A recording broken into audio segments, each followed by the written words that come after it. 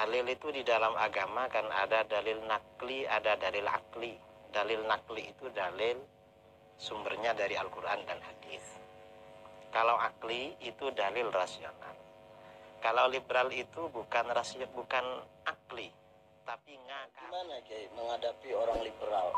Sekarang ini mereka itu seperti terkesan rasional dan secara ilmiah. Kiai. Sebegini, liberal ini memang terkesan rasional dan ilmiah, tapi sebenarnya tidak. Pertama, ditinjau dari kaedah rasional. Dalil itu di dalam agama kan ada dalil nakli, ada dalil akli. Dalil nakli itu dalil sumbernya dari Al-Quran dan hadis. Kalau akli itu dalil rasional. Kalau liberal itu bukan akli, tapi ngakali. Artinya tidak rasional tapi seakan-akan rasional.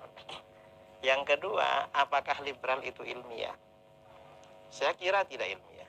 Liberal ini memang kesannya ilmiah, tapi sebenarnya mereka tidak mengikuti standar keilmuan yang baku. Ini pengalaman ya.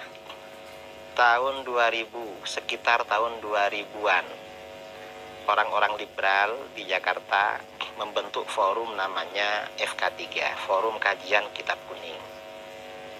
Nah, anggotanya, pimpinannya waktu itu Ibu Sinta Nuriyah, anggotanya Kiai Husain Muhammad, Dr. Badriyah Fayyumi, Yeni Wahid, dan lain-lain. Banyak, kira-kira 15 orang waktu itu. Nah, forum ini menulis buku kajian komentar terhadap kitab Uqudul Lujen karya Syekh Nawawi Banten. Lalu mereka terbitkan berbentuk buku Wajah Baru Relasi Suami Istri, taklek komentar terhadap kitab Syarah Uqudul Lujen. Setelah kita baca, ternyata buku mereka sama sekali tidak ilmiah. Tidak ilmiah, ya tidak rasional. Akhirnya kami waktu itu masih di Pondok Pesantren Sidogiri, diminta oleh kiai-kiai menulis bantahan. Kami bersama para kiai waktu itu dan para asatid membuat kajian di Sidogiri, lalu ditulis buku bantahan terhadap buku tersebut. Terbitlah buku tahun 2004 berjudul Menguak Kebatilan dan Kebohongan Sekte FK3 dalam buku Wajah Baru Relasi Suami Istri. Setelah buku itu terbit, lalu kita sebarkan. Nah, tahun 2007 Al-Mukarram Kiai Ma'ruf Amin yang sekarang wakil presiden ada acara NU di Pasuruan. Lalu beliau dikasih hadiah buku itu. Setelah dapat hadiah buku itu, beliau tertarik. Akhirnya beliau minta agar tim penulis buku yang membantah liberal dipertemukan dengan pro liberal.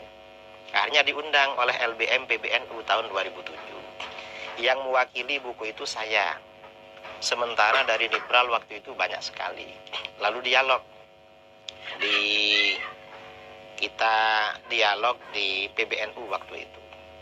Nah, inti dari buku liberal ini, mereka membawa satu konsep dalam liberalisme yang namanya kesetaraan gender.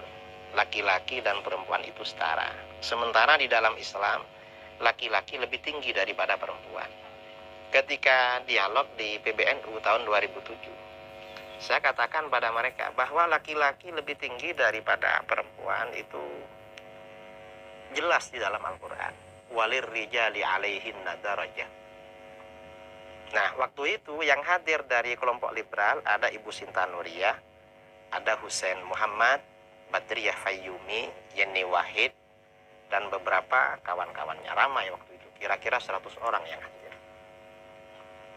Saya katakan, liberal ini bertentangan dengan Al-Quran yang mengatakan bahwa laki-laki dan perempuan setara.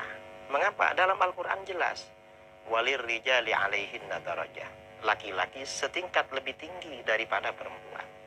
Ar-rijalu qawwamuna 'alan nisa, laki-laki pemimpin pada perempuan. Ini jelas laki-laki di atas perempuan. Akhirnya apa? Kata liberal itu waktu itu Husain Muhammad, Ya, menurut kami yang dimaksud laki-laki dan perempuan dalam ayat ini, laki-laki dan perempuan secara fungsional, bukan secara gender. Maksudnya apa? Kalau ada suami istri yang banyak uangnya istrinya, maka dia yang laki-laki. Dia yang ngatur, mas, kamu tidak boleh keluar rumah, saya yang keluar, kamu nggak punya uang, gitu. Nanti dia yang mencerai suaminya, gitu. Maksudnya begitu yang jadi pemimpin. Ini maksud kata mereka secara fungsional. Lah, saya katakan tidak bisa. Yang dimaksud laki-laki dan perempuan di sini memang laki-laki dan perempuan secara gender, secara jenis kelamin, bukan secara fungsional. Mengapa? Ar-rijal dan an-nisa itu isim gender. Kalimat isim ya, bentuk isim yang untuk gender, bukan untuk fungsional. Buktinya di dalam ilmu nahwu paling dasar, kitab Jurmiyah, ada bab la linafyil jinsi. La linafyil jinsi, la menafikan jenis. Nah, contoh yang ada di situ, la rajula fiddar. Tidak ada gender laki-laki dalam rumah. Tidak ada jenis. Artinya memang gender ini bukan fungsional.